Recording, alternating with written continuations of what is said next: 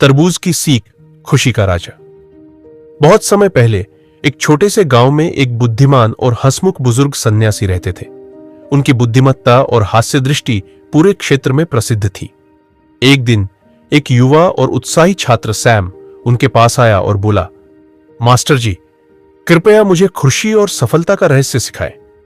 उसने भगवानुमा दृष्टि रखते हुए उत्तर दिया, ठीक है, लेकिन पहले तुम्हें एक सरल कार्य करना होगा। पहली चुनौती, तुम बाजार जाओ और सबसे बड़ा, सबसे रसदार तरबूज खरीदकर उसको अपने सिर पर रखकर पूरे गांव में बिना गिरे हुए चलो। सैम यह सुनकर ताज्जुब में पड़ीडीडीएच गया, लेकिन उसने दृढ़ निश्चय से शुरू किया। रास्ता और प्रतिक्रिया, सैम बाजार से विशाल तरबूज लाकर अपने सिर पर रखा और पूरे गांव में चलते हुए अत्यधिक सावधानी बरती। गांव वाले हंसने लगे, तालियां बजाने लगे और मजाकिया चेहरे भी बनाने लगे, लेकिन सैम अपनी एकाग्रता बनाए रखे रहा। सफलता की उम्मीद अंततः सैम मास्टर सीडो की झोपड़ी तक पहुंचा। तरबूज सुरक्षित था और उस पर गर्व महसूस कर रहा था। उसे क्रोध या प्रशंसा की उम्मीद थी, लेकिन मास्टर अचानक जोर से हंसने लगे, आंसुओं के साथ, एंड बोले, सीख का उद्घोष।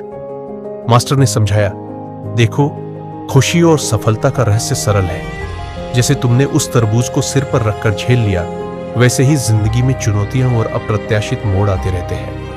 लेकिन अगर तुम उन्हें हल्के दिल से और हास्य के साथ सामना करोगे तो मुश्किल हालात में भी आनंद पा सकोगे।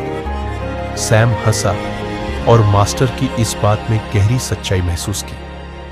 उस दिन से उसने जीवन को मुस्कान के साथ अपनाया, चुनौतियों का सामना उसी दृढ़ निश्चय से किया जैसे वह वो तरबूज सिर पर उठाए हुए चला था।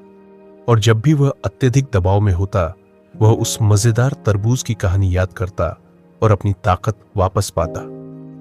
निष्कर्ष, जीवन में स्वयं को गंभीरता से लेने की बजाय कभी-कभी हास्य और हल्केपन से काम लेने से कठिन समय भी एक आनंददायक साहसिक यात्रा बन जाती है।